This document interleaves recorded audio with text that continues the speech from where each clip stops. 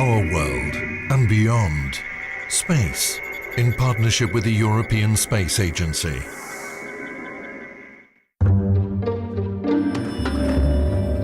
Over 1.5 million kilometres away from Earth, for the last 2 years, the Herschel Space Telescope has been observing the universe.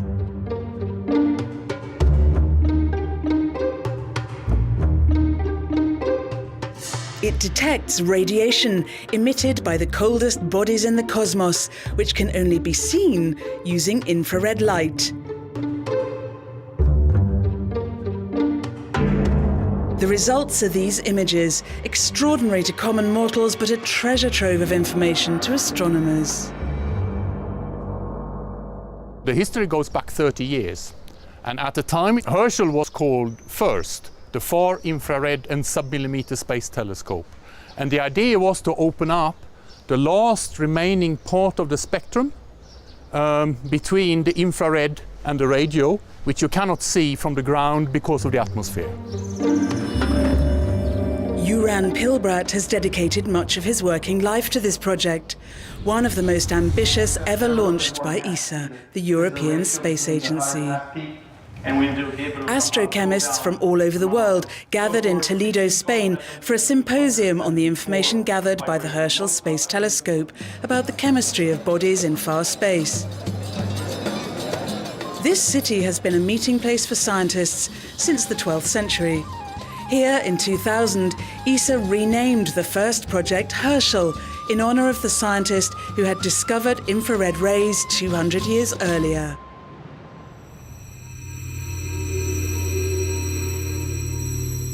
Let's take an astronomer's view of the M31 galaxy in the Andromeda constellation, over 2 million light-years away. The aim is to get the complete understanding of the sources that we observe. You get a completely different story in the different wavelengths. You see different things. In the optical image, basically you see light from stars. So you see the stars which are there in the galaxy now. When you go into the infrared, you see emission from dark, big clouds of gas and dust in Andromeda. And in fact, this is the parts of the galaxy where stars will form in the future. In the X-rays, you see stars which lived and died. So the three pictures are very complementary.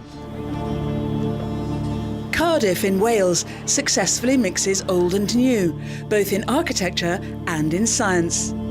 Cardiff University was asked by ESA to design and construct SPEAR, one of the 3 detection and analysis instruments mounted on Herschel.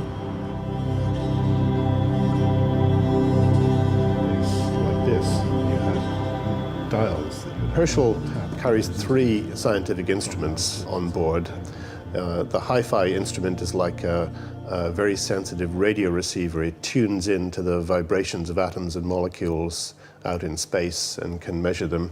And then the 2 other instruments called PAX and SPIRE operate in different wavelength ranges. So PAX covers the shorter wavelength range and SPIRE the longer wavelength range. And they both have the 2 kinds of instruments that astronomers like to use. Cameras to take pictures, and to take pictures at different wavelengths, in different colors if you like, and spectrometers to break the light up into its different wavelengths and then study in detail the signatures of different atoms and molecules using a technique called spectroscopy. The engineers designed a complex cooling system based on helium for the 3 instruments. They're enclosed in a sort of thermos flask. The temperature inside is always around minus 273 degrees Celsius. If we didn't do that, then the instrument itself would produce so much radiation, so much infrared light, that we wouldn't be able to see the faint astronomical objects that we want to look at. So this is a big nuisance. It's a lot of work to get down to these low temperatures and to keep the entire instrument cold. The Space Telescope looks like a 7-metre long, 4-metre wide tube and weighs 3.3 tons. It's protected by a heat shield, which incorporates a solar panel. The telescope's main mirror is a technical marvel in itself. 3.5 meters in diameter, it's the largest ever sent into space. The polish is 100% perfect, and it's extremely light because it's incredibly thin. It's been tested to the limits, however. The instrument has some moving parts, and those moving parts are very, very delicate, and they need to be able to survive the experience of a launch, which produces a great deal of heavy vibration, and things can fall apart if they're not very well built.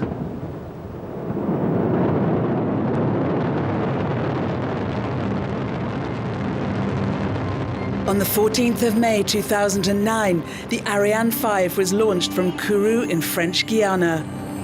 On board were two of the most ambitious scientific projects ever attempted by ESA.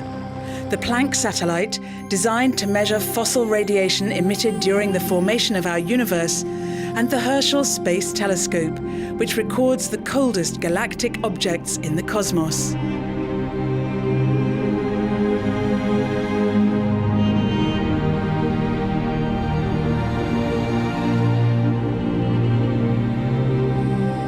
Herschel was the first to begin its journey to a precise point in the solar system, the Lagrange number 2. A zone 1.5 million kilometres from Earth, where the gravitational pull of the Earth and the Sun cancel each other out. That's where Herschel operates. The telescope can therefore continually point its instruments towards the observational field, with the Sun continually behind it. Every 6 weeks approximately, we just give a little tiny push from Herschel's rockets just to put it back into exactly the right orbit so it doesn't wander away. If we left Herschel on its own, then it would move slowly away. It might crash into the moon, it might escape into orbit round the Sun. An ancient fortress dominates ESAC, the European Space Astronomy Centre, just outside Madrid in Spain. Here, they sort through observation requests from astronomers all over the world. Working closely with ESOC, ESA's Operations Centre in Darmstadt in Germany, which is in charge of Herschel's movements, ESAC receives scientific data and translates it into graphics which can be used by astronomers, and then makes it available over the internet. The ESA scientific archives are also stored here.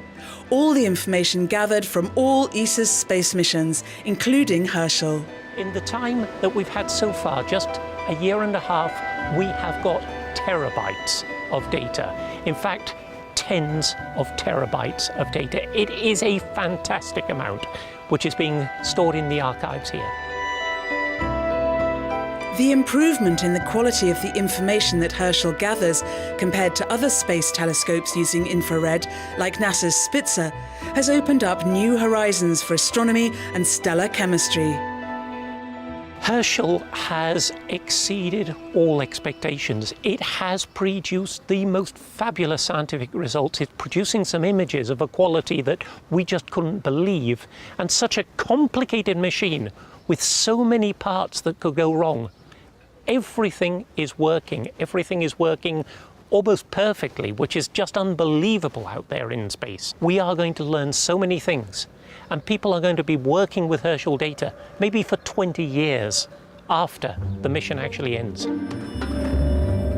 The Herschel Space Telescope has enough helium for the cooling system to continue operations until 2014. It will continue sending observation data and receiving instructions thanks to the most modern satellite tracking station in the world, the Cerebros, which is operated by ESA from Sierra de Gredos in Spain. Lionel Hernandez is the manager there.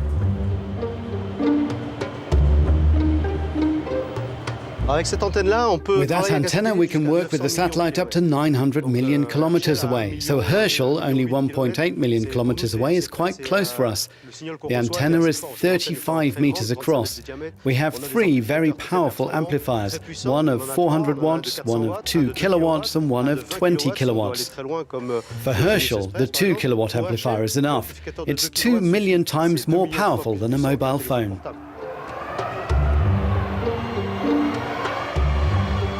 There's a very similar antenna in New Norcia in Australia, which takes over every 12 hours when Herschel and ESA's other scientific satellites are out of sight from Spain.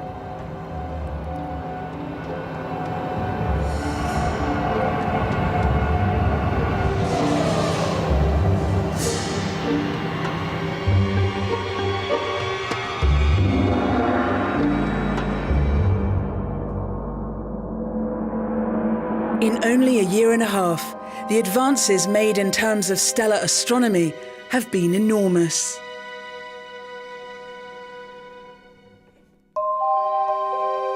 We can see star formation going on 10 billion years ago in the early universe. And we can also observe in our own galaxy the chemistry in these clouds from which stars form. We are starting to make the connection between the physics and chemistry of the clouds to the nebula in which a star forms, to the disk around the forming star because it's rotating, and the chemistry in the disk and the chemistry of our planet. Herschel has more than 30 years of history, and it's through the imagination of people who have been working on Herschel for all this time that we have been able to make this possible. I'm a newcomer. I only worked on Herschel for 20 years.